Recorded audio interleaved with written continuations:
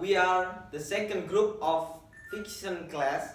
We will present our presentation about critical analysis of a novel, A Tale of Two Cities. Okay, we will introduce our team. My name is Handoko di Prabowo. And my name is Muhammad Tomy Diaz. My name is Nafia Dewi Nurhanifah. My name is Ulfariyanti Putri. My name is Unna Riantika. My name is Nanda Mahardika.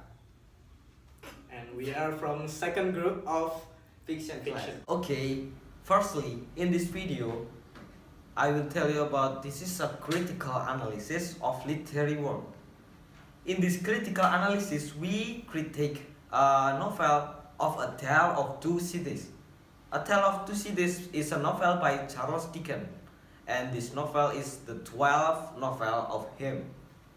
This novel was tell about Revolution of France, and all of the good and evil was happened during it.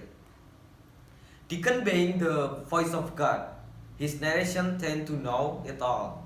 Let's see in the statement of the first chapter. It was the best of times. It was the worst of time. It was the age of wisdom. It was the age of foolishness. It was the epoch of belief. It was the epoch of incredulity. It was the season of light. It was the season of the darkness. It was the spring of hope. It was the winter of despair. So, based on the opening, Dickens want to show the atmosphere of the time that was so full of deterioration. According to this story of A Tale of Two Cities, we can see from its title that there are two cities mentioned above. They were London and Paris. To represent these to connect in a love story with many different symbols of good and evil, such as the knight and cartoon, Madame de First and Miss Prosh. In this novel also involves research. Madame de First is the main character representing this research theme.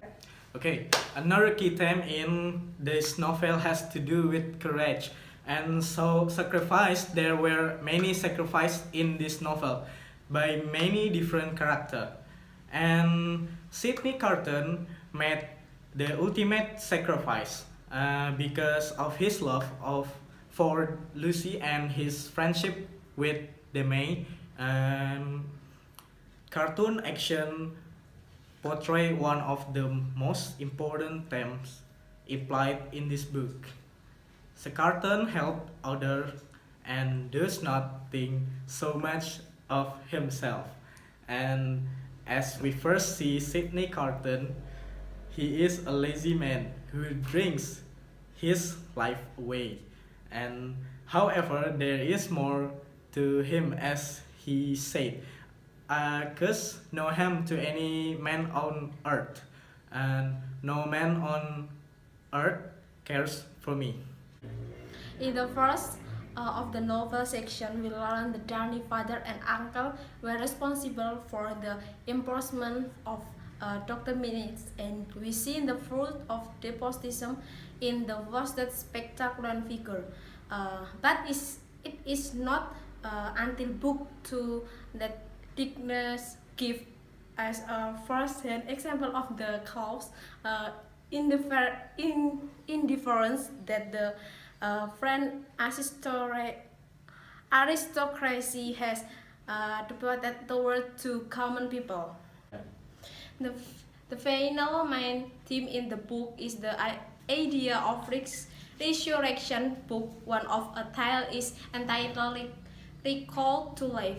This story resurrection being a major theme. An example of this is Dr. Minute resurrection after being in prison for nearly 18 years of mental torment, and when he got out, he was asked the question, you know that you are recalled to life. Throughout the novel, Dr. Manet has gone through several mentally tragic episodes. Every time he goes into a relapse, Lucy in the only one that can help him regain normality. Damai also took a part in this theme of resurrection. Charles Damai's soul had been spiritually resurrected and saved from being killed. And then, when the final day of Damai's life, it turned out a happy one for him. The door was quickly opened and closed, and there stood before him face to face, quite intent upon him, with the light of a smile on his features, and a cautionary finger on his lip. Sidney Carton, page 379.